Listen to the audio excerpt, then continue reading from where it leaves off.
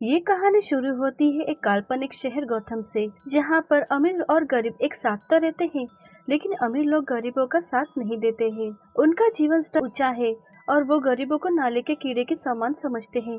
यहाँ उनकी कोई इज्जत नहीं करता। ये मूवी आर्थर नाम के कैरेक्टर पर बेस्ड है, जो इस शहर में रहता है। वो अपनी बूढ़ी माँ के साथ रहता है। उसे कॉमेडी बहुत पसंद थी और उसका सपना था एक दिन वो बहुत बड़ा कॉमेडियन बने।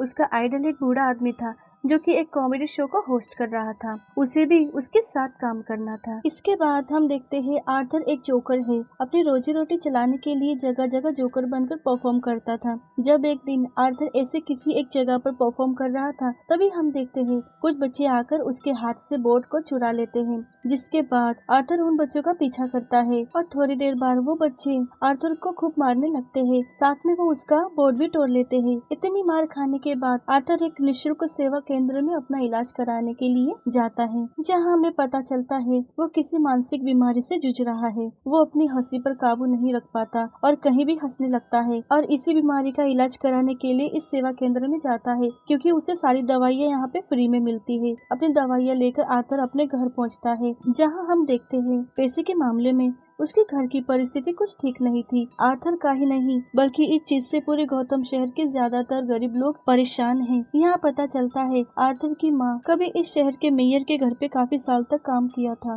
जिनका नाम थॉमस वेन है, जो एक अरबपति है। इसलिए आर्थर की माँ बार बार थॉमस वेन को खत लिखती थी, इस उम्मीद में वो उन लोगों की तकलीफों को समझ के कुछ मदद करेगा। लेकिन आर्थर की माँ के एक भी लेटर्स का जवाब आज भी नहीं मिला था। अगले दिन आर्थर अपने सारे कलीग्स के साथ काम पर जाने के लिए तैयार हो रहा था। तभी वहाँ उसका एक कलीग रेंडल उसे एक गन देता है अपने सेफ्टी के लिए। आर्थर उसे लेने के लिए इनकार करता है, लेकिन वो आदमी जबरदस्ती देता है। इसके बाद आर्थर अपने बॉस से मिलने जाता है। उसका बॉस आर्थर को वो बोर्ड लाने को कहता है, जो बोर्ड उन बदमाश बच्चों ने आर्थर से छीनकर तोड़ लिया था। अगर आर्थर वो बोर्ड नहीं ला पाया तो उसके पैसे उसकी सैलरी से कटेगी। ये बात सुनकर आर्थर को बहुत गुस्सा आ जाता है और अपना काम खत्म करने के बाद आर्थर अपने घर ही जा ही रहा था, जहाँ जाते जाते उसे एक सिंगल मदर सोफी मिलती है। वो आर्थर को काफी अच्छी लगने लगती है, लेकिन अब वो अपने घर आता है, यहाँ उसकी माँ फिर से उसे लेटर्स के बारे में पूछती है। तो आर्थर कहता है क्या लेना देना है, वो आदमी हमारी कोई मदद नहीं करेगा। अगले दिन हम देखते हैं कि वो सिंगल लड़की आर्थर के घर आती है। वो कहती है मैं कुछ टाइम से देख रही हूँ, तुम मेरा पीछा कर रहे हो। आर्थर जवाब में बोलता है हाँ, मैं तुम्हें बहुत पसंद करता हूँ। इस पर वो लड़की हंसने लगती है और जल्दी उन दोनों में दोस्ती हो जाती है। आर्थर को एक जगह से कॉमेडियन की नौकरी का अवसर मिलता है। ये बच्चों का हॉस्पिटल है। जब आर्थर नाच रहा था, वो यहाँ परफॉर्म करते करते उसकी जेब में से गन गिर जाती है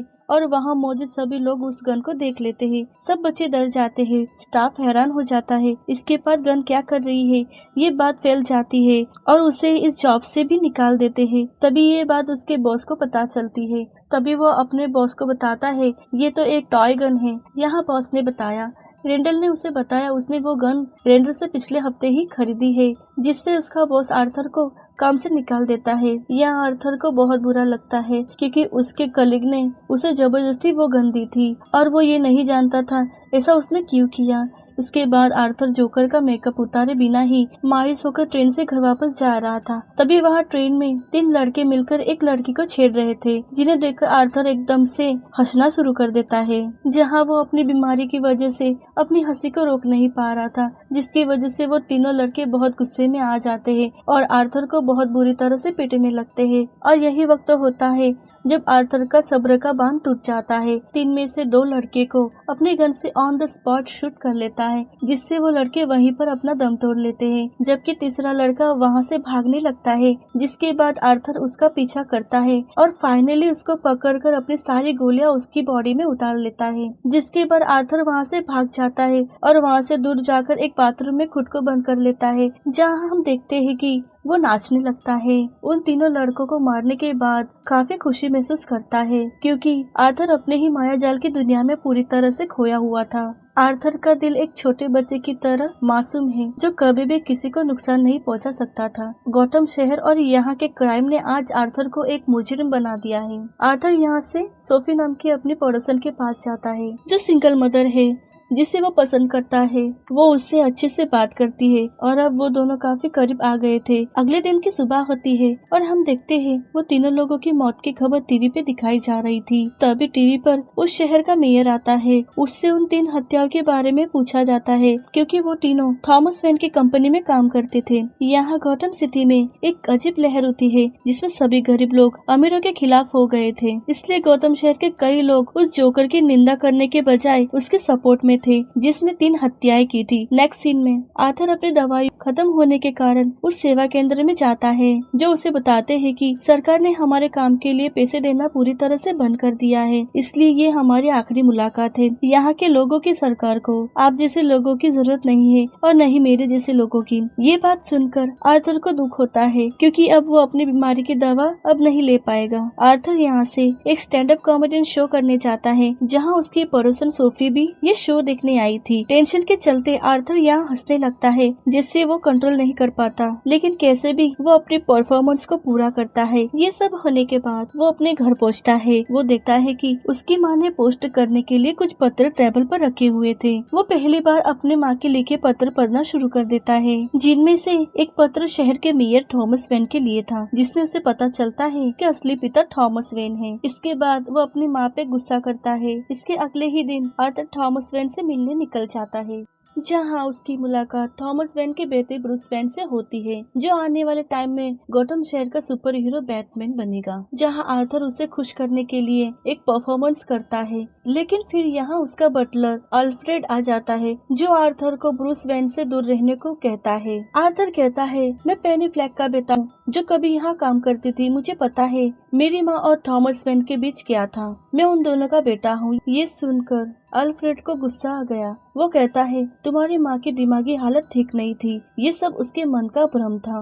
वो कुछ भी सोचती थी। आर्थर को ये सब सुनकर काफी गुस्सा आता है। उसने अल्फ्रेडो का गला पकड़ लिया। तभी अल्फ्रेडो ने पुलिस की धमकी दी थी, इसलिए वो वहाँ से चला जाता है। जब वो घर आता है तो देखता है कि उसके घर पर एम्बुलेंस आई थी। दरअसल उसकी माँ को दिल का दौरा पड़ा था। वो अपनी माँ के साथ हॉस्पिटल जाता है और जब हॉस्पिटल के बाहर बैठा होता है तो 2 पुलिस ऑफिसर आते हैं और ट्रेन में हुई 3 हत्याओं के बारे में पूछताछ करते हैं, जिससे आर्थर बोलता है उसे इसके बारे में कुछ भी नहीं पता। आर्थर को यहाँ पता चलता है कि पुलिस वालों ने इसकी माँ से भी यही सवाल किया होगा, इसलिए उसकी माँ को दिल का दौरा पड़ा है। आर्थर यहाँ गुस्सा हो जाता है और हॉस्पिटल के अंदर चला जाता है, जहाँ सोफी आती है उसकी माँ को देखने। तभी वहाँ टीवी पर आर्थर का फेवरेट कॉमेडियन का शो चल रहा था। उसे वो बचपन से ही बहुत पसंद था, जहाँ फ्रैंकलिन आर्थर के स्टैंड अप परफॉर्मेंस का मजाक उड़ाता है, जहाँ आर्थर अपनी हंसी कंट्रोल नहीं कर पाया था। अपने आइडल से ही अपनी बेइज्जती होते देख आर्थर को ये देखकर बहुत दुख होता है। उसे बिल्कुल भी अच्छा नहीं लगता। जब आर्थर बाहर जाता है तो देखता है कि शहर की हालत बहुत खराब है।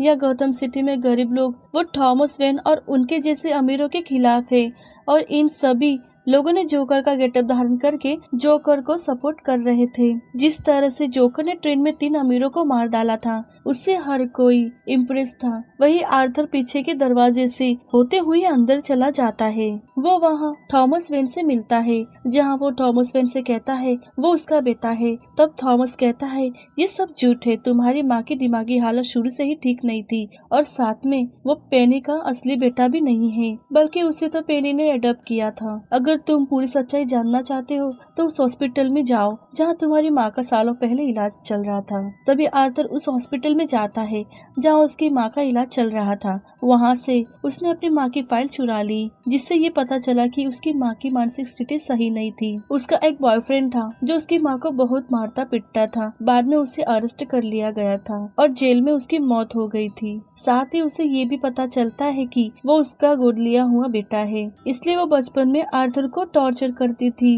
उसके पूरे शरीर पर चोट के निशान थे और सिर में गंभीर चोटें लगी थी। ये सब जानने के बाद आर्थर पूरी तरह से टूट जाता है। इसके बाद आर्थर सोफी से मिलने जाता है, जिससे वो प्यार करता है। सोफी उसे अपने घर के अंदर देख के पूरी तरह से चौंक गई थी, जैसे कि वो एक अजनबी है। यहाँ हमें पता चलता है सोफी कभी आर्थर से मिली ही नहीं थी। आज तक जो भी पल उसने सोफी के साथ बिताए वैसा सब कुछ रियल लाइफ में नहीं हुआ था, बल्कि वो तो उसके दिमाग का बनाया हुआ एक इमेजिनेशन था। जो उसने खुद ही क्रिएट किया था, जिसे वो सच समझ के बैठा था। आर्थर इस सभी चीजों से जो उसकी लाइफ में हो रही थी वो काफी परेशान होता है। तभी वो हॉस्पिटल जाता है और उसकी माँ को पिलो से चेहरा दबाकर उससे मार देता है। अगली सुबह आर्थर को तैयार होते हुए दिखाया जाता है। दरअसल आज उसे उस लाइव टॉक शो में जाना था जहाँ पिछली बार फ्रैंकलिन ने उसके स्टैंड अप परफॉर्मेंस की क्लिप दिखाकर लोगों को हंसाया था। वो अपना जोकर का मेकअप करने लगता है। यहाँ पर वो बहुत दुखी होता है और उसे कुछ समझ नहीं आ रहा था कि उसके आजू बाजू क्या हो रहा है। तभी वहाँ पर उसके साथ काम करने वाले 2 लोग आते हैं जिसने उसे जबरदस्ती बंदूक पकड़ा दी थी। वो आदमी भी था। बाद में बॉस से झूठ बोला कि आर्थर ने उससे बंदूक खरीदी थी। आर्थर उस आदमी को बुरी तरह से मार देता है जबकि वो अपने दूसरे कलीग को छोड़ देता है।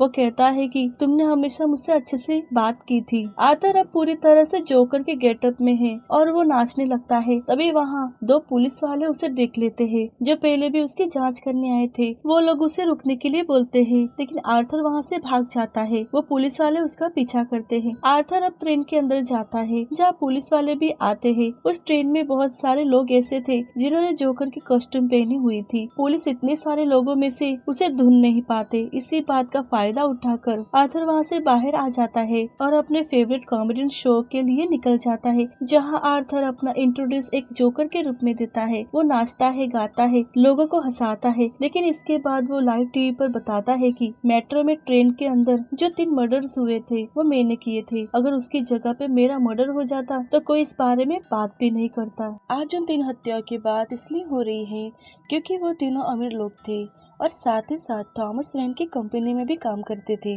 आज थॉमस वेन टीवी पर आकर उन तीनों के लिए रोया तो आज ये एक मुद्दा बन गया है। आप भी उन्हीं लोगों में से एक है। आपने पिछले शो में मेरा टेप चलाकर मेरा मजाक उड़ाया और जब शो हिट हो गया तो आपने मुझे अपने फायदे के लिए यहाँ पे बुला लिया। फ्रैंकलिन यहाँ आर्थर को ब्लेम करता है और कहता है कि तुम्हारी वजह से शहर में दंगे हो रहे हैं। 3 लोगों की डेथ हो गई है। ट्रेन में 2 पुलिस ऑफिसर को बुरी तरह से पीटा गया है और वो अब आईसीयू में है। आर्थर कहता है कि तुम नहीं जानते कि एक ऐसा इंसान दिमागी तौर पर बीमार हो तो समाज उसे पूरी तरह नकार देता है, उसे छोड़ देता है, उसका मजाक उड़ाता है तो उसे कैसा लगता है। फ्रैंकलिन को आर्थर की बातों पर बहुत गुस्सा आता है। वह बोलता है कि पुलिस को बुलाओ। तभी आर्थर ने उसे सिर में गोली मारकर वहीं मार देता है। इसके बाद देखा जाता है कि पुलिस की गाड़ी वहां आके आर्थर को ले जाती है। तभी आर्थर रास्ते में देखता है कि उसके बहुत सारे सपोर्टर्स है जो जोकर को सपोर्ट कर रहे थे। उनमें से कुछ लोग एक एम्बुलेंस में बैठते हैं, उसे काफी स्पीड में चलाने लगते हैं। तभी एक मोमेंट ऐसा आता है जब वो पुलिस की गाड़ी अपनी एम्बुलेंस से टक्कर मार देते हैं जिसकी वजह से जोकर यानी आर्थर आजाद हो जाता है और वो कार पर खड़ा हो जाता है। उसकी नाक से और मुंह से काफी ज्यादा खून बहने लगता है लेकिन वो इस खून से अपनी स्माइल बनाने लगता है और यहीं पर हमें जोकर का असली चेहरा दिखाई देता है। ये वो चेहरा होता है जिसके अंदर तकलीफ और दुख छिपा होता है जो कि इस दुनिया के लोगों ने उसे दी थी, लेकिन आखिरकार वो सबका हीरो बन चुका था और वो बहुत खुश था क्योंकि फाइनली लोग उसे अप्रिशिएट कर रहे थे। दूसरी तरफ हम थॉमस को देखते हैं जो कि अपनी वाइफ और बेटे के साथ शहर छोड़ के जा रहा होता है, लेकिन तभी एक नकाबपोश जोकर वहाँ पर आ जाता है, एक बंदूक से उन दोनों को जान से मार देता है। इसके बाद हम आर्थर यानी जोकर को एक साइकेट्रिस्ट के पास दिखाया जाता है। वो वहाँ पर भी हंस रहा होता है तो साइकेट्रिस्ट उससे कहती है तो बिना वजह इतना क्यों हंस रहे हो। तो आर्थर उससे कहता है तुम कभी नहीं समझोगी। इसी के साथ हमें जोकर के खून से सने पैर दिखाए जाते हैं जो कि बाहर जाते हुए दिखाई देता है। इसका मतलब हम समझ सकते हैं जोकर ने अब उस साइकेट्रिस्ट को भी जान से मार दिया है। इस मूवी में दिखाया गया है कि कैसे इस बेरहम दुनिया ने एक आम इंसान को खूनी जोकर में बदल दिया। अगर उसके साथ अच्छे से व्यवहार किया जाता और उसे समझते तो आर्थर कभी हैवान नहीं बनता। उसे इस दुनिया ने दुख और दर्द के सिवाय कुछ नहीं दिया जिसकी वजह से वो दुखी हो गया। अब वो पूरी तरह से खून खराबे वाली जिंदगी से बहुत खुश है अपनी ही दुनिया में और इसी सीन पर हमारी फिल्म भी पूरी होती है। Thank you for watching.